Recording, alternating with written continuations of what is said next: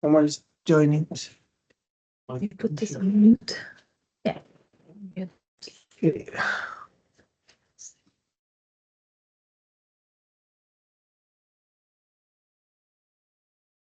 Yeah, no, I think we can start. Okay. Okay. So, Well, do you want me to introduce? I would love to. Thank you. Okay, so thank you everybody for being here today. So today we have Handan Vicdan with us. Handan is an associate professor in marketing, critical marketing and consumer research at Emlyon Business School. And I know Handan, first I knew her work because she's done a lot of work on sustainability and sustainable consumption and consumer practices that are related to upcycling or secondhand markets and things like that. And also because she's one of the few marketing scholars that have been working in the intersection of critical marketing and degrowth. It's not that many of us. So we are a small community, we know each other. And also because she was very kind and she invited me to deliver a talk at the Sustainability Day at the Emlyon Business School with her research group. They have a very strong research group on sustainable lifestyles. So, that might be something that you want to talk about later. And she's also, like I learned, like she's also like very interested in not only doing research, but also like making, bringing changes to the ground. And she's also like very committed in different like grassroots projects, more as an activist researcher in the city of Lyon, which of course, as you all know, is the crane of degrowth. It's like the place where degrowth, the city where degrowth became more popular. Anyway, so I'm looking forward to hearing your presentation, and the floor is yours. Thank you so much, Javi, for this wonderful presentation, introduction. It's a pleasure to be here. As Javi said, I took this opportunity to be with you, to present to you what I've been doing so far, but it's also, I want it to be a genuine conversation, an introspection somehow, to discuss about how, as a scholar in business academia, with the type of work I do, with the type of courses I teach and so on, how can I find my way towards bringing more grassroots change into teaching and research and the like. So this is why I call it more like speaking truth in a fearless way, or sort of like Parisiastic conversation. So what I'm going to do, well, Javi already mentioned a bit about me, but I will get a little bit more in depth now that I had the chance to talk about myself. Who am I? My position in academia, business academia, some past research I want to talk to you about, some key findings, what do I do, what kind of theoretical approaches I adopt, and then also my introduction to degrowth research theories and so on. And then we're going to also talk about some future research projects and try to find synergies there. So teaching also, like, I wanted to add a couple of slides because I think I find very important as well. I don't do a lot of teaching, but I do teach, especially in key programs in business school, Emlyon Business School, one of the top business schools in France. And also I teach in the MBA program, which is also in top 100 in the world in terms of ranking. So, okay, this is a great opportunity to be able to bring some more critical perspectives in more mainstream business courses. So I will talk to you about the challenges that I experience, cry with you, and then also hopes that I have regarding what I can do as a marketing scholar, critical marketing scholar and teacher. So Okay, so basically, who am I? I earned my PhD in the United States, working with a wonderful mentor, Fuat Fırat, who's a prominent scholar in especially postmodernity, liberatory postmodernism, and the enchantment of consumption. So he has guided me with his very Marxist ideas. And at the time, of course, the M word, can I use the M word here in the US? So it was really at beginning the foundations of critical thought for me during my PhD studies. So he trained me as a critical scholar and as also a qualitative researcher. Before I was all about structural equation modeling, doing some quantitative research and so on. So it changed my whole perspective, I think, about how we collect data, how we make sense of data, and so on, and answer our research questions, generally focusing on, again, ethnomethodologies, ethnographic, and also ethnographic work, which is what my also dissertation is based on. So my position in academia, in especially marketing and consumer research, which is also what we call consumer culture theory scholars, focusing on more about the taking a more, again, interdisciplinary approach to research, bringing more critical perspectives, as well as what we call the transformative consumer research, meaning putting consumer well-being at the heart of marketing practices, basically. So mainly, what is going to be my impact with my research beyond academia, but to the consumers, to policymakers, and the like. So transformative consumer research group focuses on these particular topics, such as sustainable consumption, production, sustainable lifestyles in alternative communities, ecological villages. I'm going to talk to you a little bit about some of my published work on these research, alternative food consumption, and the like. And also lately, during my sabbatical for a year, I engaged in more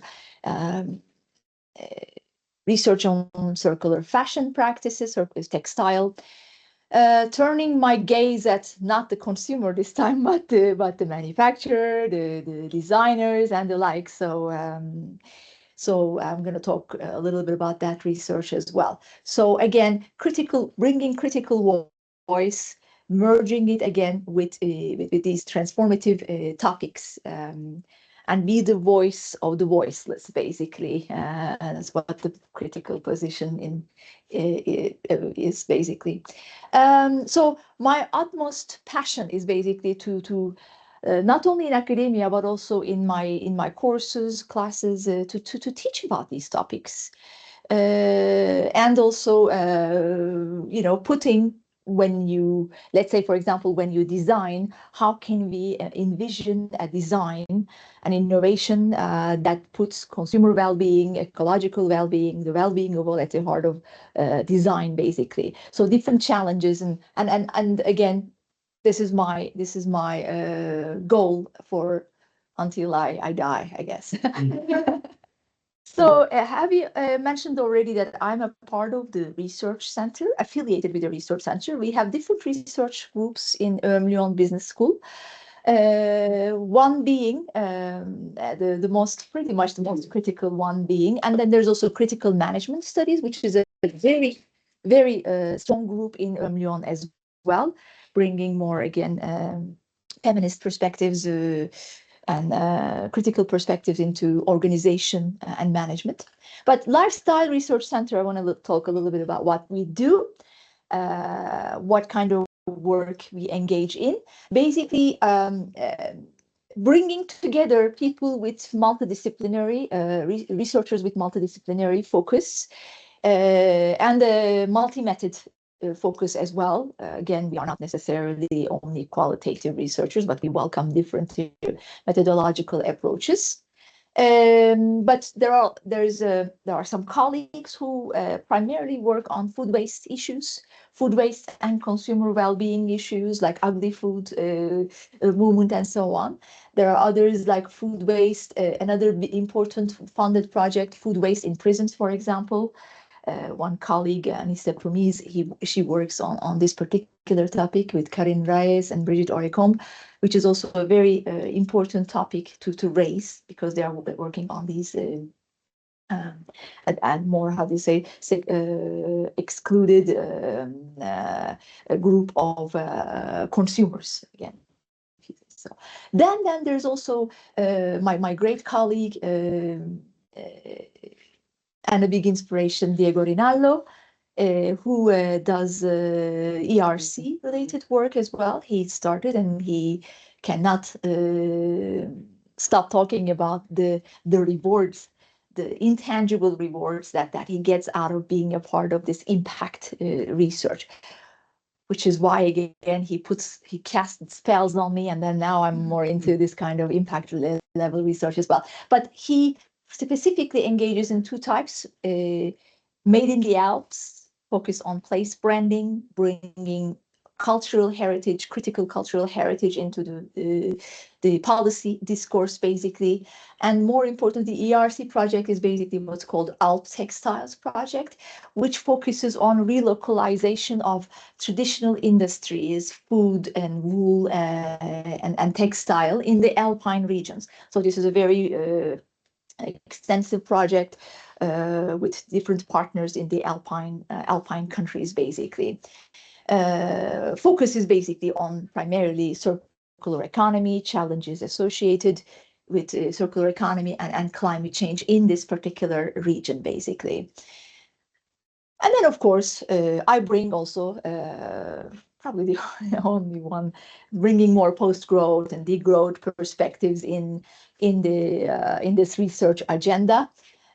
Diego says I'm more critical than him, definitely.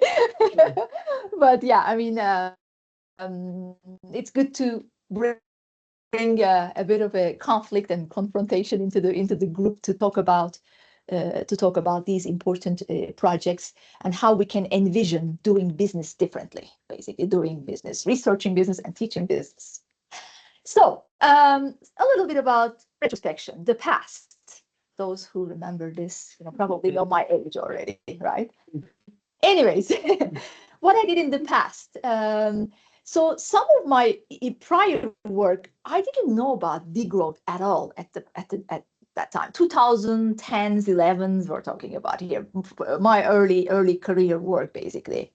So we engaged in this extensive ethnographic research in ecological villages worldwide, starting with the U.S. eco-village in Ithaca,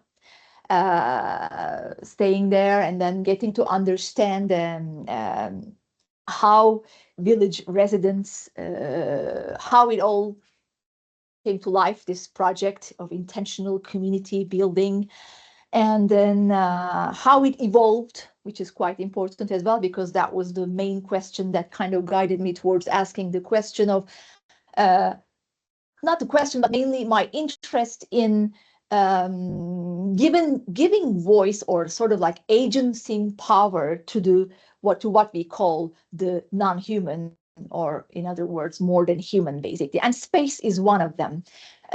So the way we kind of were inspired by, of course, Edward Soja's third space phenomenon, and as well as, of course, you guys are probably familiar with Latour's reassembling the social.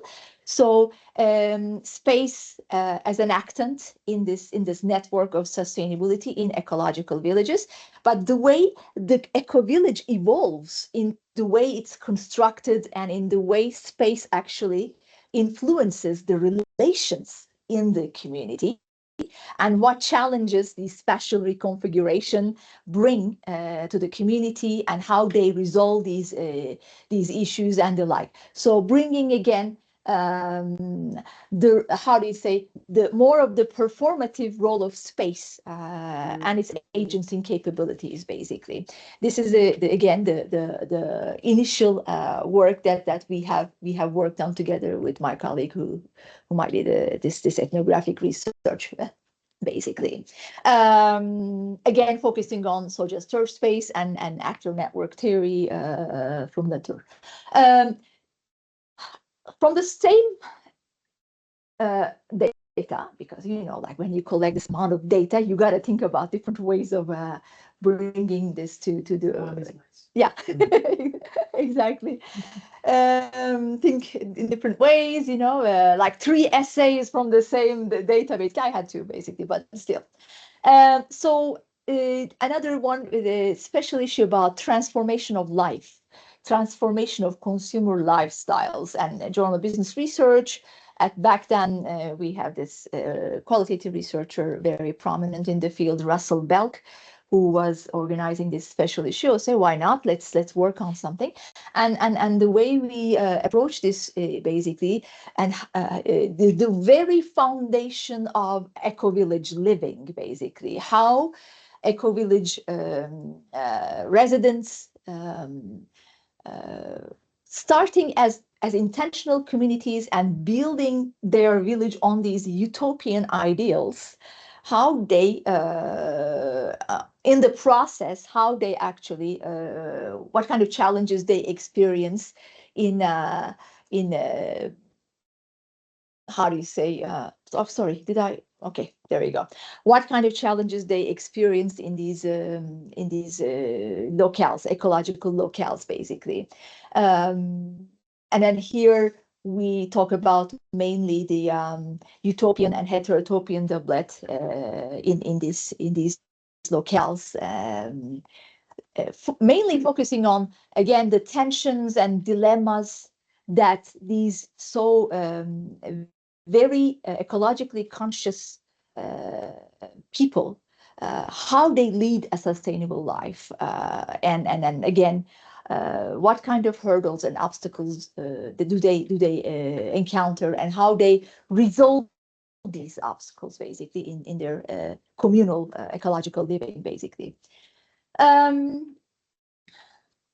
So the other line of research, these are from 2016, I think, published in Marketing Theory, Journal of Marketing Management. These are venues, critical venues in particular for marketing scholars. Focusing in this particular research, we focus, this is coming from Transformative Consumer Research Group, which is a dialogical research conference, basically, bringing researchers together to discuss about research ideas and then work on these research topics together, focus on more first theoretical and conceptual papers, but also moving forward into collecting data. But this was mainly conceptual pieces that we worked on, taking a more critical perspective on alternative food consumption. When the time around when I became vegetarian, well, first, okay, let's face it, vegan and then vegetarian. Don't ask why, but anyways, so now I'm vegetarian, ethically ethical convictions, basically.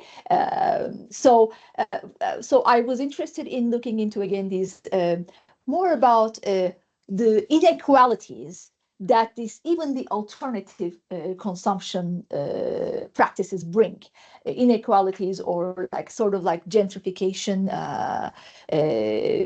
critical approach to gentrification of alternative food literacy, also in particular focusing on particular diets. How, for example, this whole organic food movement is adopted by what we call the bobos, and, you know, like how it became like a sort of like a mass consumption practice, losing its, again, of course, when it's co-opted or appropriated, losing its very first significance. As you all know, organic food movement is a movement associated with the community-supported agriculture in the first place. Resisting against the dominant agricultural system, basically dominant food. So we are focusing on these social class dynamics in alternative food consumption, and also how, in particular, different dynamics interplay between low and high socioeconomic status consumers. In particular, again, this whole alternative food becoming a very elitist food movement, if I may say. So critically approaching this line of research, basically. This is from my dissertation, actually.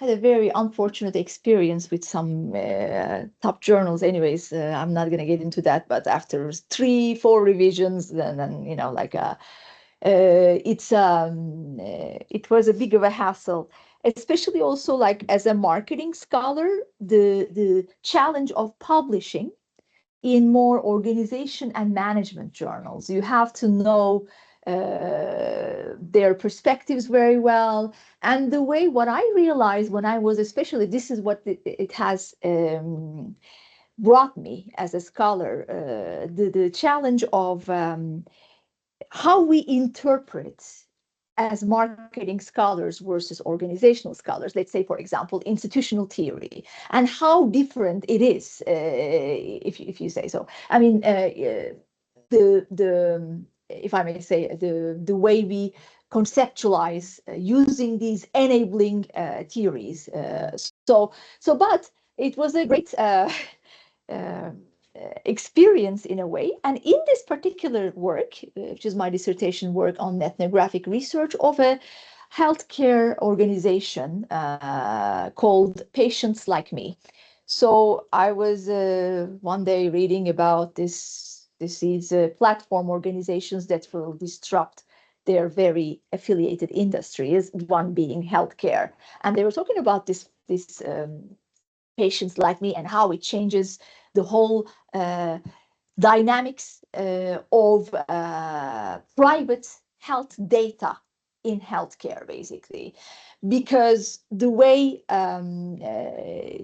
privacy is tackled, in talking about the US context here, is a right to privacy, basically, right to privacy is basically challenged by this organization, platform organization, with another ideology, which is called right to share your private data, basically. So trying to, again, break these ideological spheres of sharing private health data. And also, this work is inspired predominantly by the Deleuzian approach, especially talking about surveillance assemblage. And in this organization, we sort of like map different levels of surveillance practices emerging in this organization, and how this organization, again, manages these different levels of right to share, basically sharing private health data, and tracking your health data. And this data is then basically sold to industry partners like pharmaceuticals, other research institutions, in the name of speeding up scientific research, medical research, because we know, again, the medical research can be quite a cumbersome process. And these people that I've worked with in this on this platform are people with life-changing diseases like Lou Gehrig's disease, ALS, MS, Parkinson's, and so on. So mood disorders, bipolar, and so on. So they want more participatory and inclusive medical research process, which is why they share their data online on this platform and the like. So we look into what made people share, engaging in the sharing of their private data versus what made them not, because again, boundary conditions, you have to also look into that as well, what made them not become a part of this organization. So again, identifying different levels of surveillance practices in this organization. Happy to talk more about some of the important focus that I wanted to emphasize here. I have been heavily influenced by Foucauldian approaches also, probably influenced in particular by Fouad and how he guided me towards, the first book I read when I was a PhD, Archaeology of Knowledge, like starting from there on. And then later, at the time I was working on the concept of governmentality. This is a 2013 work that we started working on, looking into the concept of self-help, okay? And then these different cultural intermediaries that emerge in order to help consumers who are rejected by the dominant fashion norms, basically. Consumers who are, like a bit outside of the norms of the, dominant fashion in shape and size and different things, right? So these self-help books emerge, like What Not to Wear is one of them, introducing itself as like as oppositional to the dominant fashion norms and codes, basically, but then ends up being sort of like a promising emancipation and liberation, but ends up being equally constraining because, again, it's another form of governmentality. This is the right thing to wear to make you look skinnier, like you have to, you cannot wear something if you have like big boobs, and, you cannot wear these balloon like how do you call these shoulder pads and stuff like that. Anyways, so we looked into this again, this fashion, but in this case, it's more like alternative fashion as an ideological sphere of consumption. Definitely, again, here we are targeting these self-help literature, and then critically approaching this, what we call Bourdieu's self-help with a Foucauldian governmentality lens, basically. Anyways, what else? So interest in researching degrowth culture.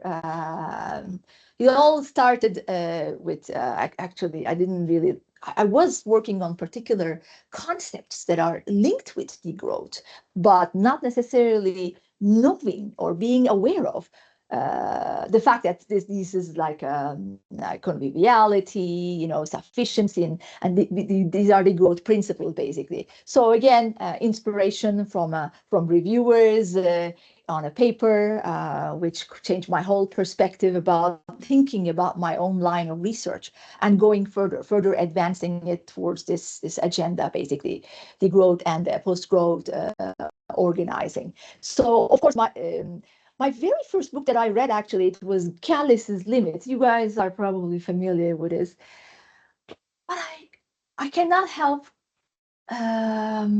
He was using a metaphor in that book, a piano. Maybe you remember a piano with infinite keys. If you give a composer with an infinite number of keys, don't expect him or her to create good or nice music. So, and then he makes a link to the limits in particular. That actually brings creativity, autonomy, and then he's of course heavily influenced by Castoriadis' self-limitation in this line of work, and then some other books, of course, that actually brought me to thinking about how I can frame my line of research, current and future research, within this body of within the stream of research, the growth research, basically. And then, of course, primarily the papers that I worked on. One that we published recently was, of course, Tools for Conviviality. Ivan Illich's work, Castoriadis' Imaginary Institution of Society, and also lately, this is coming from a personal experience where one of my very good friends, he he has been unemployed for a long time, and then we were discussing and how he was telling me, I don't feel useful at all, like because he's a stay-at-home dad. And it's like, it made me realize, okay, what is the meaning of work and so on. I didn't do really research on this particular topic, but I know that one of you, maybe Alejandro, is it you? I don't remember, but one of you is working on this topic. How do we approach the very meaning of work? How do we decolonize the very meaning of work? And then, of course, what Gores mentions again, how economic totalizing logic of how we perceive work today and how it makes people feel about. I was also reading into, for example, the 4-day work degrowth policy in particular, which is becoming very, very prevalent in France. There are many pilot studies, not yet mandatory, but for example, in Belgium, it's already mandatory 4-day work. But what I was more interested in looking into is, okay, so this is more free time, time for yourself, time for your family. It's fantastic. A lot of the research focuses more only on the environmental aspects. Okay, does this reduce carbon footprint, now that you don't go to work the 5th day? How does it change the dynamics of individual and social living? But what's missing is mainly so these people who save time or who have free time, autonomous time, what do they do with that time for their communities, for their collectives and the like? So this is an important question that I was raising, basically, that might be important maybe for future research exploration. And a lot of research is going on in terms of the 4-day work policy. Juliet Shore, she's conducting quite a bit of research with companies, but looking mainly from the perspective of, again, okay, so what is the impact, like economic impact, social impact, environmental impact from the company's perspective? But what about from the employees' perspective? How is this changing, again, dynamics towards or transition towards degrowth culture? Very recent research focuses on, again, this whole consumption concept in marketing, the prosumer, and the how we look into the context of food this time, mainly focusing on these emerging or advanced technologies, on like vertical food technologies, and how they become an important opportunity for entrepreneurial active practices, bringing life to unoccupied spaces in urban spheres, like on rooftops and the like. So using these as growing food, basically, and bringing also taking a more participatory approach to sharing this space together with the consumers, local residents, local businesses, also restaurants and cafes and hotels even, and the like. So we sort of like were inspired by these technologies and look into, again, the dynamics, more giving examples from these technologies, and taking a more constructive approach to understanding technology, what kind of technology we should have in order to facilitate transition towards the growth, basically. So we offer a different lens, a symbiotic lens, inspired by Glenn Albrecht's Symbiosis, basically, or Earth Emotions, basically, this influential book. So focusing on, again, how is this symbiosis challenged or attained somehow with these technology-enabled prosumption practices, basically. And in that paper also, I draw attention to this interconnectedness between humans and more than humans, meaning nature, technology, and the like. And then finally, the very recent research focuses on, again, tapping into circularity, circular business practices, emerging business practices, one being upcycling. Anybody knows upcycling? Yeah. Okay. So giving,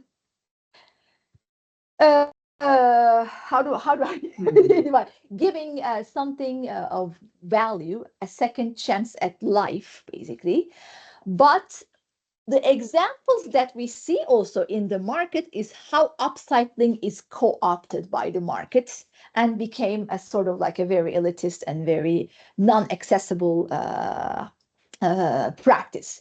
But because we know that upcycling is nothing new, grandmas used to convert pillowcases into t-shirts or something, but we wanted to look into more the dynamics of managing waste, dealing with waste material in the textile industry. And the data comes from Turkish context, basically, which is the major textile hub for Europe.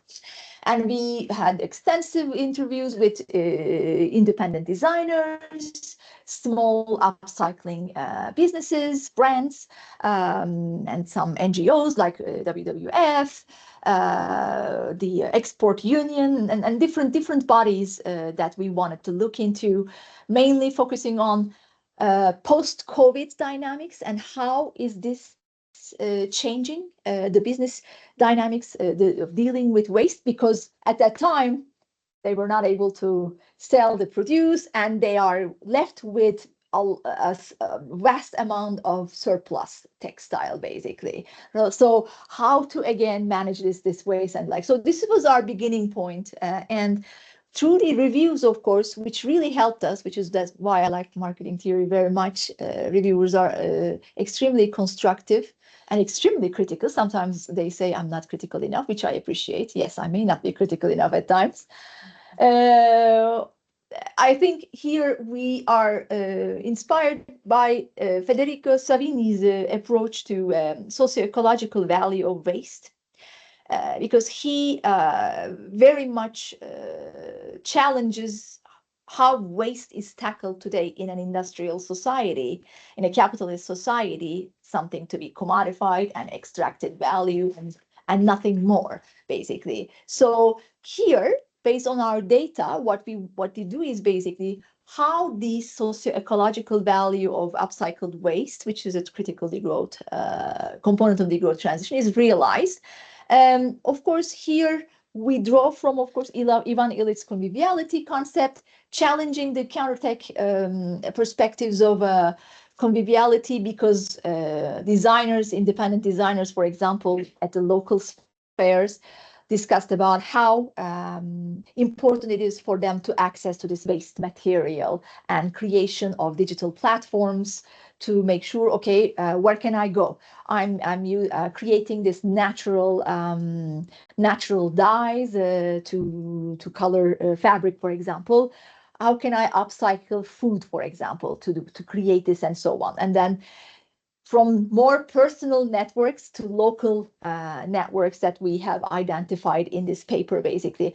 And as a result, theoretically speaking, I also bring again my very important topic about how we look at the relationship between the human and the more than human, and in this case, waste being the non-human or more than human, and how do we also reorganize our relationship with this material. So taking a more neo-material and more than human relationality as an essential organizing principle of conviviality in this case. So convivial relations, yes, but with the very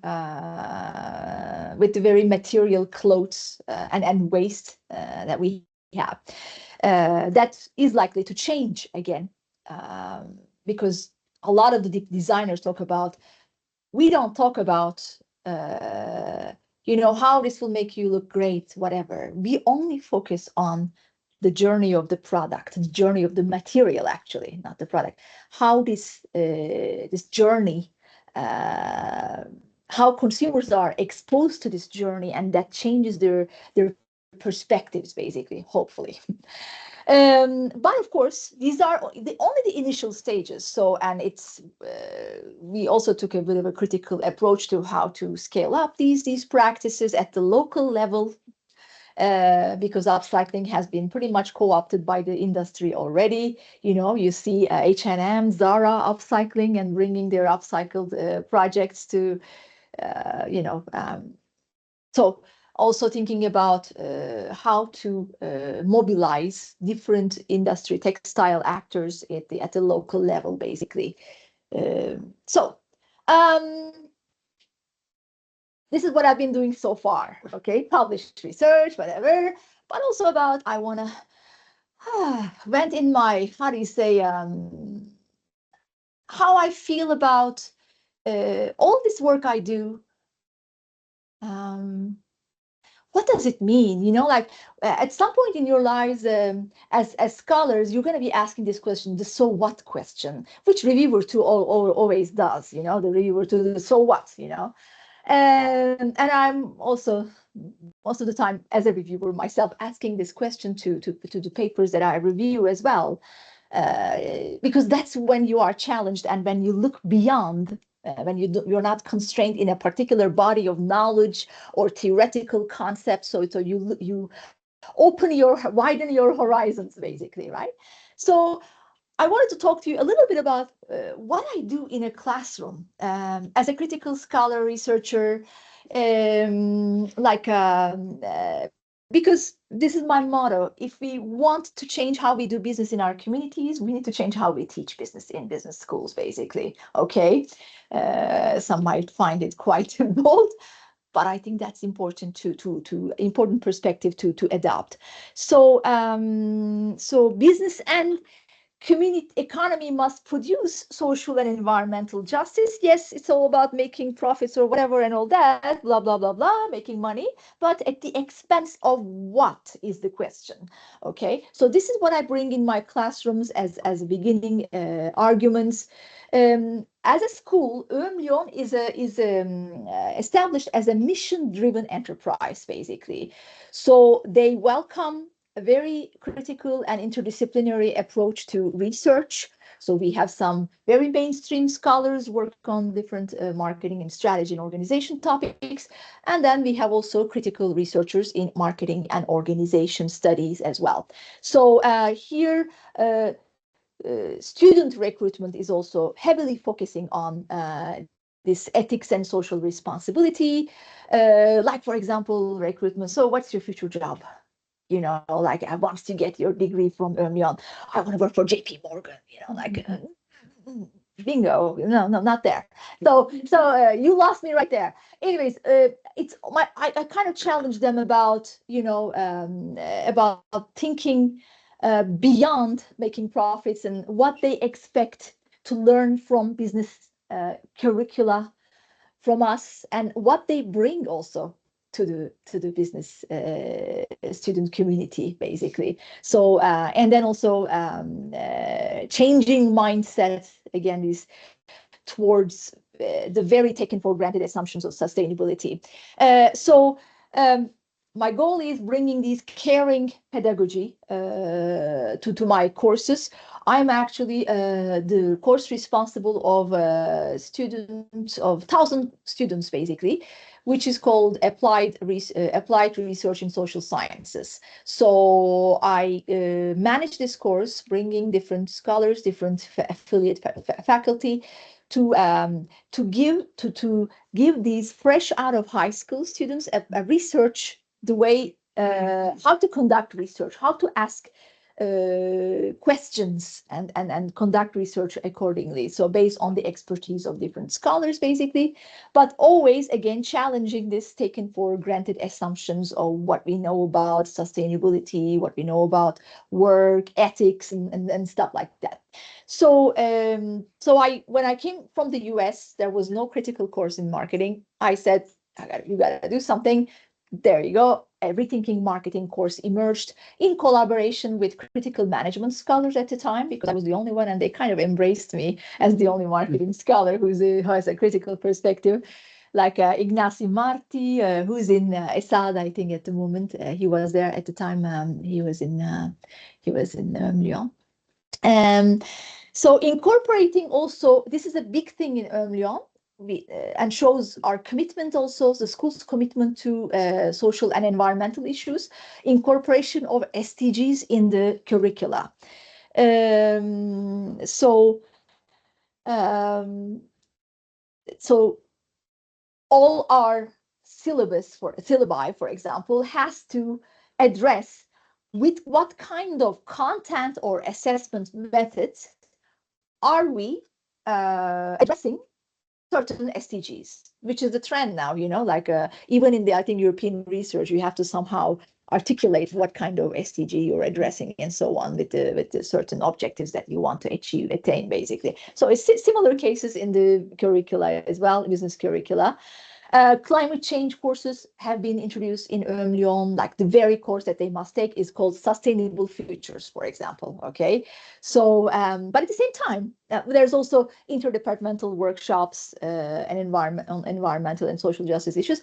But at the same time, what happens is when we push a concept so badly, students then come and say, it's just too much. This is like sustainability, blah, blah, blah, blah, blah, blah. Okay.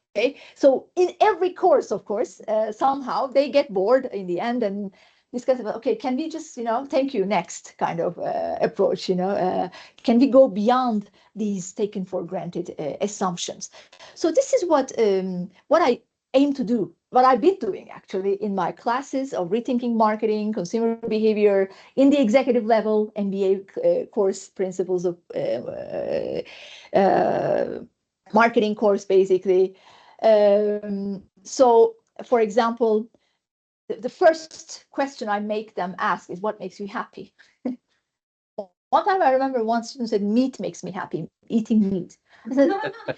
I said, okay, come find me during the pause and we'll talk a bit more about this, what makes you happy, right?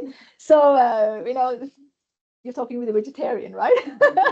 Anyways, and also when we talk about innovation and design, I challenge them because they are like, like in MBA, we used to, let's face it, Tesla, Elon Musk, changing the world, saving the world, and the like, and all the cases around this guy and leadership and the Tesla, marketing of Tesla and so on.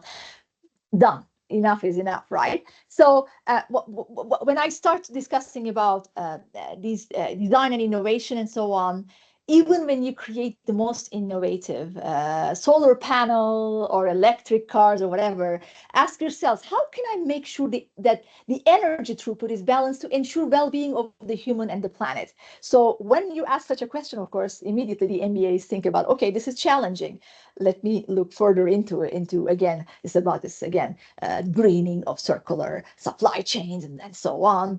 But I say, no, go beyond the supply chain, go to the very origins of this egg chocolate, how it's produced, basically, okay, and take that journey approach to understanding the market system, basically, for the MBAs in particular. But in particular, when I start talking about these topics, this is the reaction that I get. Of course, the paradox of teaching degrowth, teaching critical topics in business schools that are heavily, even the curricula is very much, because they are learning about maximization of growth, let's break even, making profits and a return on investment, return on assets, all these things, right? So, of course, when I teaching rethinking, this is the course that I've developed when I first came to Emlyon, rethinking marketing course, and also working with MBAs. Some different examples, concrete examples I wanted to give you And this is open to question. Handan, you can do more. Tell me that, okay?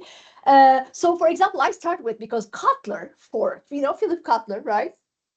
Philip Kotler is the father of the 4 Ps of marketing: the product, place, promotion, and price. So, and in order not to get like a harsh, how do you say, backlash, sort of, I start with Kotler. What Kotler said about degrowth. He said, do it.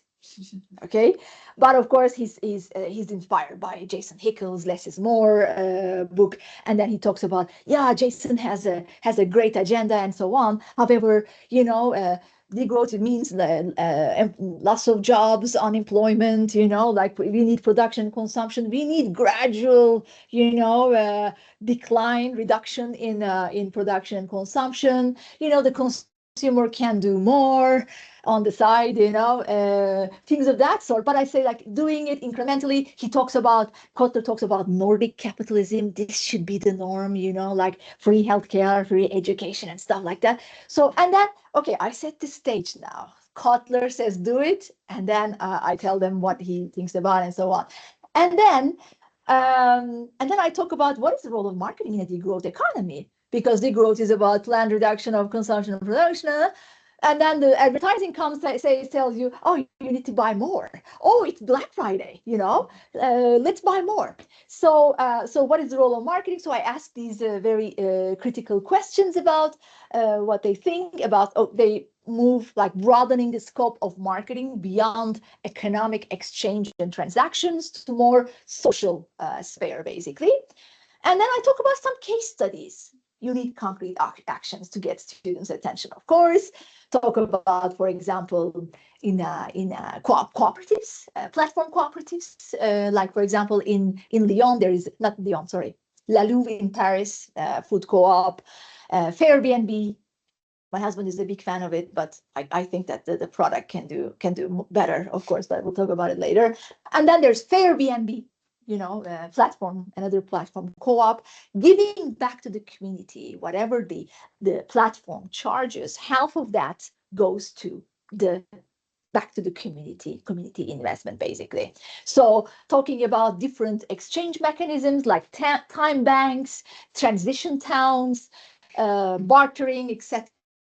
And also, like, community organizing. I talk about my work as an individual in shared gardens, in participatory canteens. We'll talk about that as well.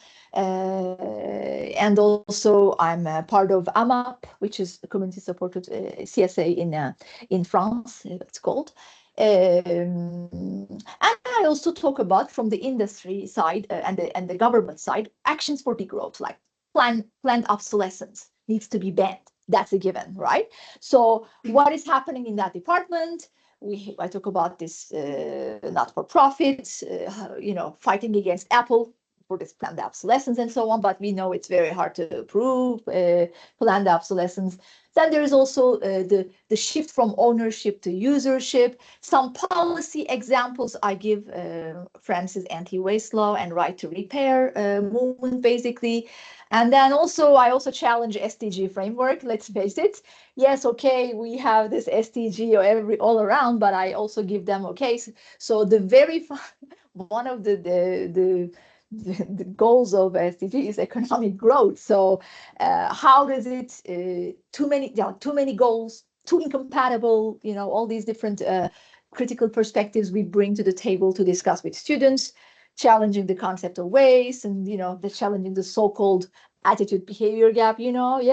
Climate crisis exists, but I still buy from H&M, that kind of thing, attitude behavior gap. So go beyond that and discuss about what structural mechanisms and infrastructures do we need, indeed, or taking a more multi-stakeholder approach to this closing this gap.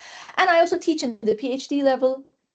There's a course on consumer culture theory, and I discuss with them. First, I discuss more about ideology, how ideology is, consumption ideology is conceptualized in consumer research. I talk about Zizek and, this, was that movie?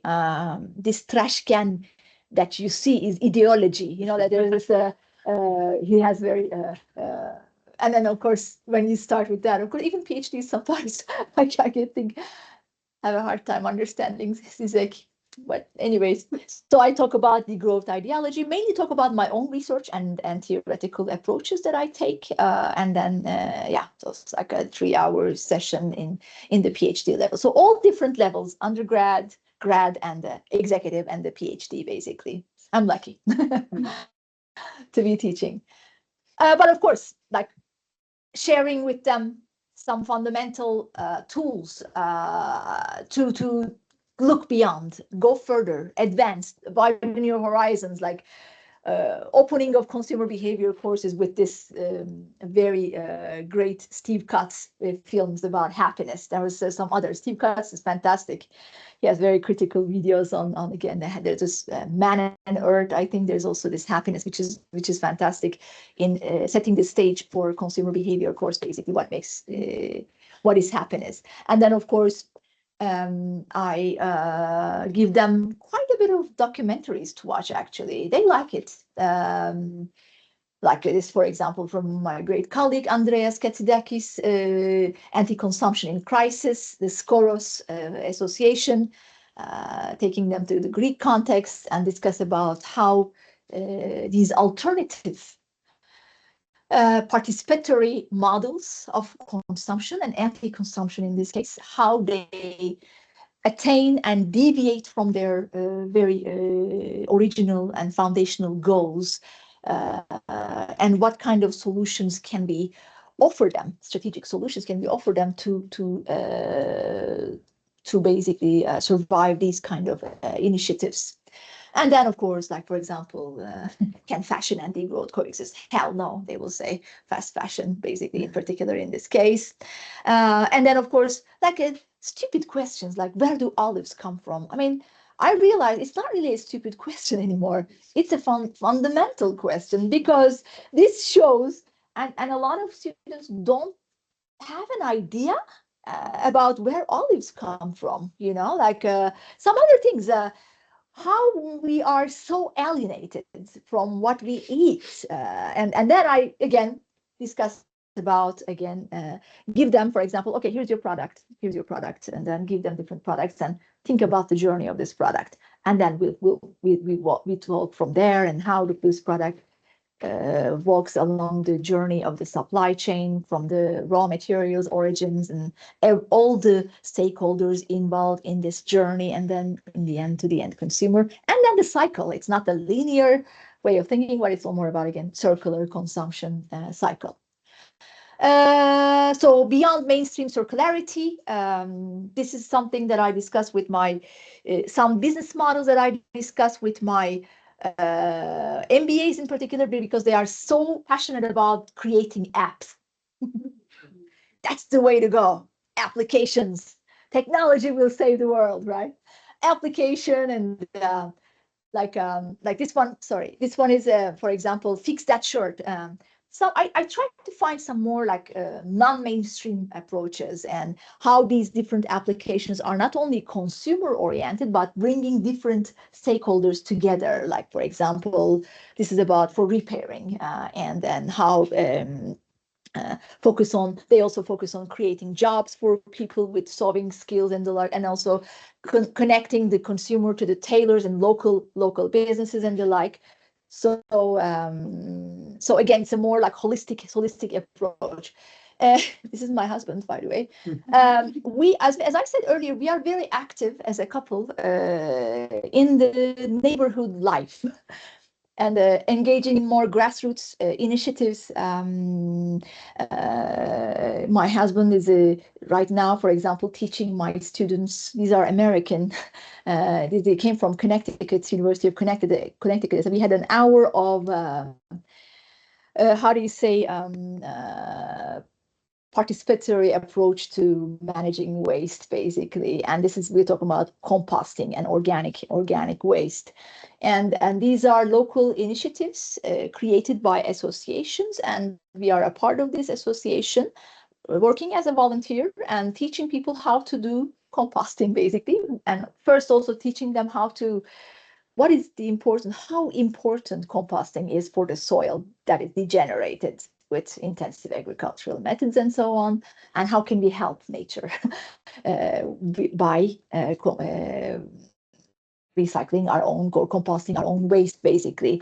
And then Julian talks about the whole process, the journey of how the composting starts, and also he draws attention to, I made him do that, like the living, how do you say, living beings in the compost, and how they kind of like they are living in a world of symbiosis, there's a mouse family there, there's like earthworms and different types of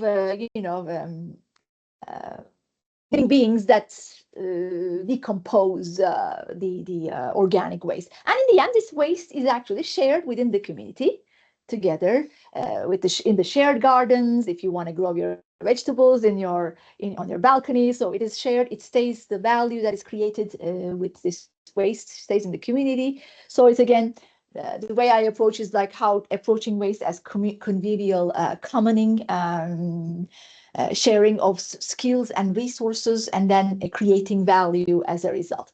And then of course some others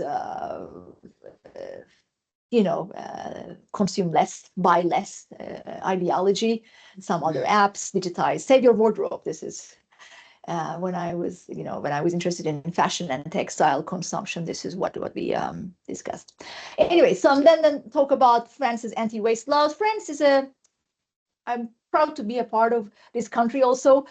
It's quite progressive in terms of anti-waste laws, but when it comes to implementation and auditing of this law, there's some that needs to be done, some more that needs to be done, as you can see. For the rebellious for French. So of course, you remember the anti-waste and circular economy law they passed, which is talking about getting rid of disposable plastic, single-use plastic is banned, better informed consumers, fight against waste, and so on. And then there's the extended producer responsibility, repairability, and durability index. They all have been implemented, right? But at the same time, again, when it comes to the way responsibility is shared, much of the responsibility goes to the consumer again. Hey, you have something to fix, go to these authorized repair centers and then pay your money. It's quite, symbolic, and then after that, you're going to get reimbursed by the government, local government, from 6 to 25 euros, I think. So, and then, of course, this is why, once again, consumers are marching. So what do corporations do? What sanctions, or how do you say, obligations do you bring to the corporations in terms of repairability and the like? So these are some of the examples that I wanted to bring to the table. Finally, some future research topics I want to address. What I want to do in the next stages of my life as a scholar, as a teacher, as a citizen, who's extremely ecologically conscious, ecological anxiety and stuff. I mean, living with also a husband who really pushes his boundaries in terms of how we can live ecologically in an apartment also, recycling shower water and stuff like that. Like at some point I say enough is enough. Like we are doing our piece in this world. However, we cannot save the world, and let's think about different ways of living ecologically, but at the same time, how do you say, remembering that as an individual, we can only do to a certain extent. So this is leading to, again, collective, like Castoriadis mentions about this collective autonomy, freedom, self-limitation, and so on. But none of this matters if you don't do it as a collective, achieving this, basically, right? So my prior research, which I haven't published, well, tried. I just sort of like, there are these papers that you sort of like get, like, I've had enough, like I want to, toss it in the corner and I don't want to hear about it in the next 5 years kind of thing. So this is one of them. This is actually a phenomenon of, I don't know if you heard, willing workers on organic farms. Have you heard of this? No? Maybe some of you have done it. So there's also a sort of like a woofing, woof.net, I think you can have access to it. So if you want to have an alternative way of traveling, tourism, this is the way to go. Woofing practices, basically, right? So you become a volunteer in this is when I'm collecting data, basically in the field. It's from a woofing site in Turkey, İmece Evi. And then here, the way I wanted to approach this more from a responsibilization perspective, how these farmers or woofing owners of these woof sites, how they responsibilize these people towards living sustainably and instilling this self-sufficiency mindset, because that's exactly what they aim to do in these woofing sites. So basically looking into, again, the spatial configuration and how like the prefiguring responsibilization through this, what we call limits, or sort of like also temporal scarcity in a way in this context, and sort of like a preview. Okay, this is what self-sufficiency is about. Do you want to practice it in a city urban environment, basically? But also how it transforms people's ideals about living sustainably. The other future project that I'm really interested in looking into. 5 minutes. Okay, done. I think I'm pretty much done. And then this is, 23rd of the 25 slides. Participatory and associative systems in urban locales. Like I said, I'm dealing with food and waste, as well as childcare. We are a part of the association, not-for-profit association that deals with after-school daycare, basically. And the association is right now under threat of going like a bankruptcy, and then the city municipality, basically, Lyon municipality, is sort of seeing these associations as service providers. I will save you from going bankrupt, but you're going to have to take care of this for me. You're going to fire people and stuff like that. And then I said, just let's fail with dignity. Okay. Because this is against the very foundation of this association. We have to find different business models, think about different business models, to not about making profits, but also about breaking even. So finding different activities, how to bring a more convivial and common atmosphere in the neighborhood, basically, and helping each other, as in particular people who have kids. So what forms of collective flourishing can emerge beyond growth? And then again here, the second, the Le Petit Cantine is also a participatory commensality where we go and cook with our very skills. Another association who brings a different participatory approach to consuming food and producing, cooking together. Another convivial project in the neighborhood. And also, when it comes to textile, obviously, this is another topic of mine that I also work with Diego Rinaldo. Would like to work towards a more commons-based, regenerative, and bioregional textile systems that we develop in Europe and around. So yeah, this is basically. So I find this presentation and the opportunity to be here, sort of like also questioning myself as a scholar, questioning myself as what am I doing as a citizen, as something beyond academia or publishing in journals, but more about making an impact.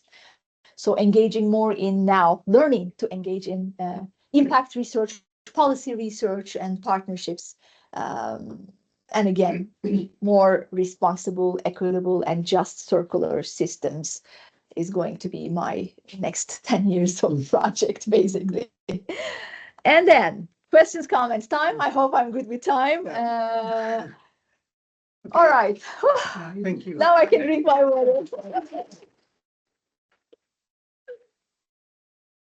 Total 1 hour. Oh my God. Yes. So now Total 1 hour. we can open the floor to questions or comments or feedback.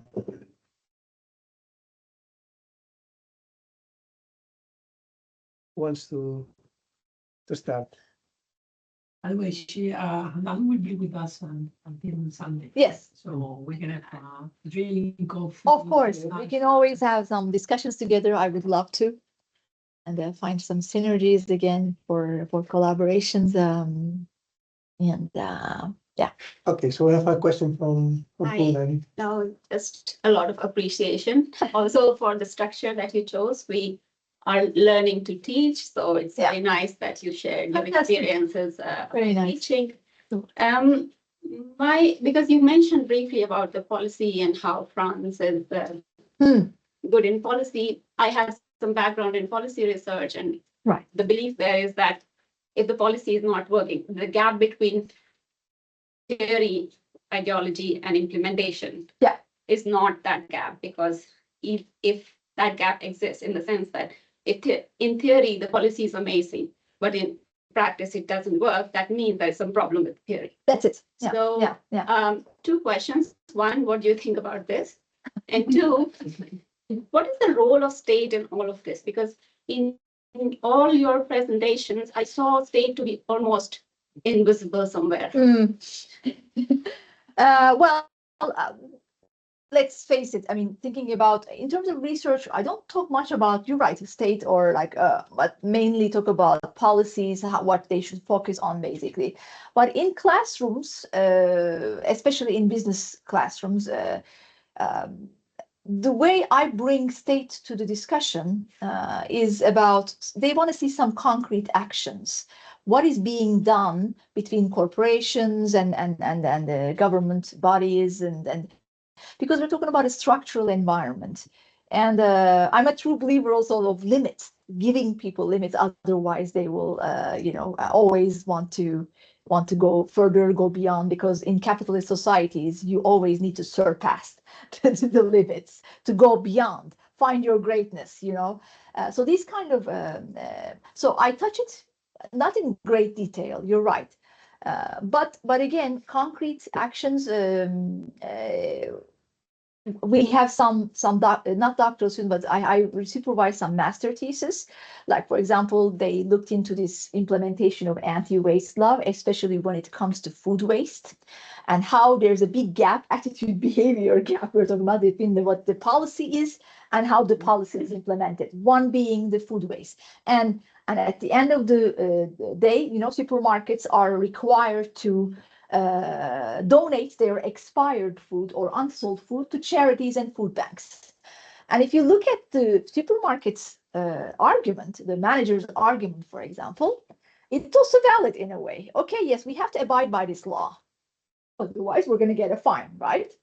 But then I need to find different collaborations or partnerships so that this person who is a partner can take this expired food or unsold food and bring it to the relevant stakeholders, food banks, charities, and share with the community, basically.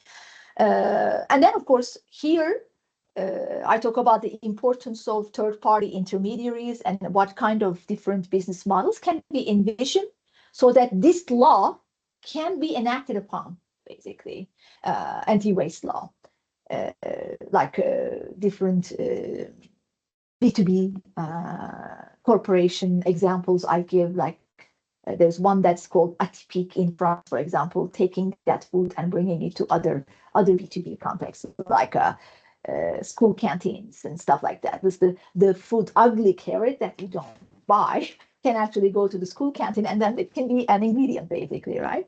So yeah, well, France, my idea is that we see examples like actual concrete actions, like for example, banning of single-use plastic in the public domains, like for example, how our school no longer sells plastic bottled water, and we all have these what do you call these fountains, and everybody has to bring their reusable bottle, for example. So we see these examples, but at the same time, it's never enough. In particular, from a policy perspective, there are not sufficient audit mechanisms again to how to say check whether this law is being implemented. If not, what are the obstacles in the implementation, and how can we then close this gap between theoretically amazing policy and the implementation of that policy, basically. So, and then of course, new business models I talk about. But in research, I don't talk much about state. You're right, because maybe I'm a consumer researcher that focuses mainly primarily on the side of the consumer and the yeah. Lately, only in 2023, I turned my gaze into more of the corporation side and how dynamics are emerging there. But yeah, that's basically it. And you can take a couple of questions more, Alex. Go ahead. Yes, thank you so much for the presentation. I was just ordering like the most I have like for myself, I will have questions like more related to interest and my closeness to being a student rather than a researcher. So Okay. just to take into account this, I was wondering, after listening all the topics that you explore, different interests that you have, did you think about at some point studying like this initiative in France of social food security? Because it looks like it's something like really related within your mix of interest on changing practices, challenging inequalities. And how this brings social security, how do you say, food security issues? Food security while having like more inclusive profiles, challenging this idea of, for example, the alternative consumption that you mentioned, no? Like in Lyon, Grab, or these cooperatives. You have a cooperative, and then you go, as you see, like you have a differentiation of the customer, like Right. identity. I don't know how to say it. Like people tend to identify themselves with this type of consumption, and some people may feel excluded, no? Right. Yeah, bringing like these how do you say? Somebody's hungry. What how do you say? Challenges emerge in the process that one again I think how these this is an important future research question also, how these initiatives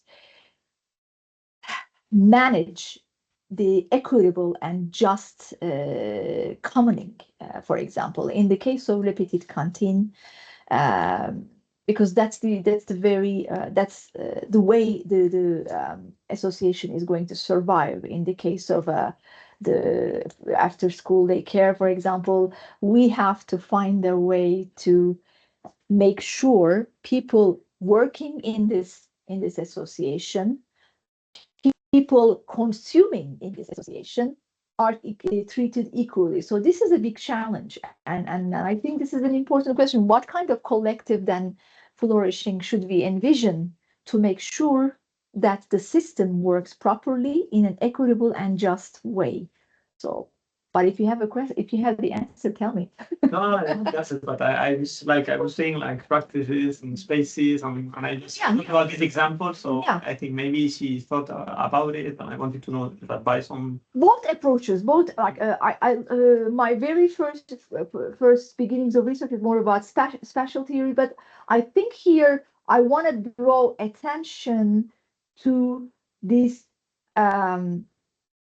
Let's get rid of this anthropocentric vision of also doing research and looking into more with a post-anthropocentric perspective. to understanding what lies beneath. When I'm, let's say, working on people in ecological villages, for example, they talk about their relationship with the earthworms or the what do you call the snails? Yeah, it's cargo. Oh my gosh, French is dominating my language now. The snails and so on. So, and they're talking about how today, for example, how to deal with snails in a natural way. So there's a different kind of dynamic, looking into the relationship between this human and more than human, and how this dynamic changes the way we act, the way we practice. So space is also one of them, like it influences the way we think and the way we act in a way. So these are some of the dynamics that I want to bring to surface and bring a more than human ethics into doing research, basically. Yeah. Other questions? We'll talk more. Okay. Okay. I'm here until Sunday. I do. Thank you for the presentation. You're So welcome. in one moment, you say that in your classes, you start to ask what makes You happy? you happy. I really enjoy the answer that they give you, like, yeah, it makes me happy, like, to eat meat, because Something so tangible. I'm happy when I eat meat. Yeah. because it makes me reflect that in the transformation that we have to have, we don't only have to change what we don't like, but what we like the most. That's it. That's So it. how do we manage to navigate this disruption? One of the world's unanswerable questions. How do I thinking about among here, for example, maybe most of us are meat eaters. How do we even like when I'm in the canteen and in school? So I look around and I see people's food choices.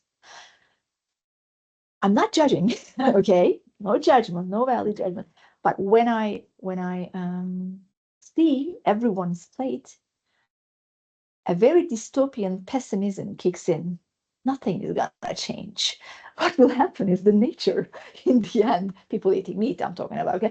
The nature will tell us its own kind of story, and the nature will push us, give us the limits as to, okay, to what extent can you push the limits? Can you push the boundaries? Yeah, I mean, when I see a lot of people lining in front of McDonald's, how do you think that makes me feel? Or instead of going to this Le Petit canteen and cooking food together, right? And then sharing that meal and in a more convivial atmosphere. It's more than consuming is what I'm talking about here. It's producing a different kind of relationality between the human and the more than human I'm talking about. But again, yes, dystopian. I have a very, very dystopian view on these things. But I still want to be constructive. That shows again, beyond academia, beyond researcher profile, my involvement in the community life. How I'm a part of the shared garden. We grow our own vegetables and foods, and how I'm a part of the Le Petit canteen, cooking food together with the neighborhood people, get to know people, and next time we're going to offer them vegan food, for example. So it's a big challenge, they provide the ingredients. And for example, the commoning we're talking about, they are saying, hey, we're out of the pans or pots. Like, okay, I have some, let's share. So this kind of activities, that changes my perspective also about approaching research or tackling different research questions, this activist more lifestyle that I have. And then also, again, being very active in as to how can I help families around. Because I'm a family, I have a child, and then using this empathy to find out how can we make this neighborhood more vivid, more solidaristic, helping each other out when needed, and making these participatory and associative life systems prosper, basically. So So these are going to, again, make my line of research, hopefully in the future as well. Like, more and more questions to discuss. But how are you? Optimistic or pessimistic about the world? The world that will go through. It depends on the day. It depends on the day. It's like this. Ups and downs. I think that I will have an optimistic way of thinking of I'm trying, because if not, I think that it paralyzed me at least. That's true. You're right. At the end of the day, like I said to my husband, when he talked about recycling shower, the water. What the hell, Julian? I mean, like, because for that we need like 40 gallons of a big thing. It's like, but no, I don't want that in my house. I said, come on, we have to think about different ways of living ecologically, okay? So this cannot happen in an apartment environment. So he talks about now how we should do co-housing and not, this is too much carbon footprint. He saw like carbon footprint. You know, when you go to Pontevedra, how much carbon? Okay, I said, I don't want to hear it. I tried my best to come here with train, or I didn't think about like hitchhiking. Yeah, well, it's okay, but trains and stuff. I'm talking the structural environment. In theory, again, everything looks great. Like France's trains, fantastic railways, SNCF, you know, like the jiggle. So, but there's no connection, like up to Barcelona, and then from there on, I have to find different means to. So the structural environment also is not enabling or is not sufficient for the individual or the communities to go further. Basically, definitely more needs to be done, obviously. But yeah. So my goal as a researcher next is to, how can I make my research findings meaningful from a policy perspective? Because again, who's going to read me in marketing theory, which a bunch of Javier will read, Mario won't consider because he's not org study, innovation and whatever. But again, like, how can I make this in a more, how do you say, communicated in a more non-academic way? Because sometimes we tend to get, you know, overly theoretical and we don't make any sense to non-academic audiences. So that's my goal, to learn. And it's a long learning curve, long-term process. How can I communicate this to make meaning, to make sense to these policy makers and the corporations and the like? I have a final question. Maybe like, talk to me. You know, you talk a lot about your journey as an academic, and here we have some people that are about to begin their journey as academics. So my question is, imagine that we invent a time travel machine. You could go back to your 2010. What advice would you give to your older self? Oh. Let me think. That's a good question, and not an easy to answer question. Don't get into my business school. I think actually no. I disagree, Mario. You know, kicking it from the inside. You know, because this is not like, if you try to be an outsider and creating your own bubble, then it becomes another dogma. What I'm saying is, do not hesitate to, yes, it's going to be hard. Yes, it's going to be, you will find yourself crying at times. Why? I mean, like, for example, how there's this whole, in academia, quantitative versus qualitative debate. Enough with it. What matters is the research question you're asking. It doesn't matter how you study that research question or how you find an answer to that research question. I'm interested in the question and the answer you find. But there's always that quantitative, qualitative debate that we all like, and also like degrowth research. When you put a D at the beginning of a lot of the things, immediately there is a very antagonistic or oppositional reaction. So what do? I mean, like a bunch of stuff you deal with. Do you really buy that degrowth? You know, like, in capitalism is great, you know, like it's good. Okay, and these are the conversations we're having with colleagues who do more mainstream research and so on, but we need alternative perspectives, don't you think, rather than only mainstream plurality? Like one student one time in the MBA, professor, you're teaching marketing, principles of marketing in this MBA course. Why are you criticizing marketing? He asked me bluntly in the classroom in front of 40 people.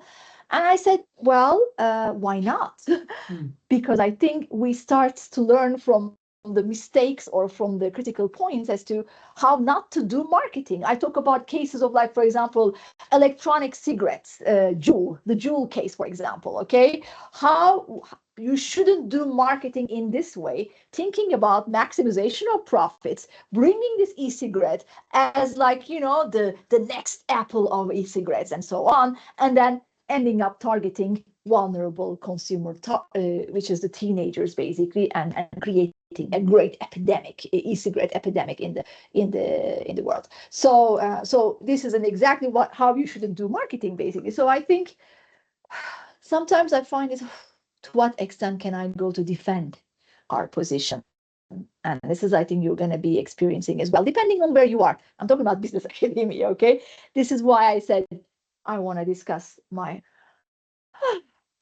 frustrations, my pain, and my hopes as to how you can bring change to venues that you think is not possible. Okay. Maybe we can close it with this very nice, very nice thing. Thank you for those who are online. Yeah, and as Mario said, as well. As Mario said, Handan is going to be with us Yes. for the rest of the week. On around, so feel free to come and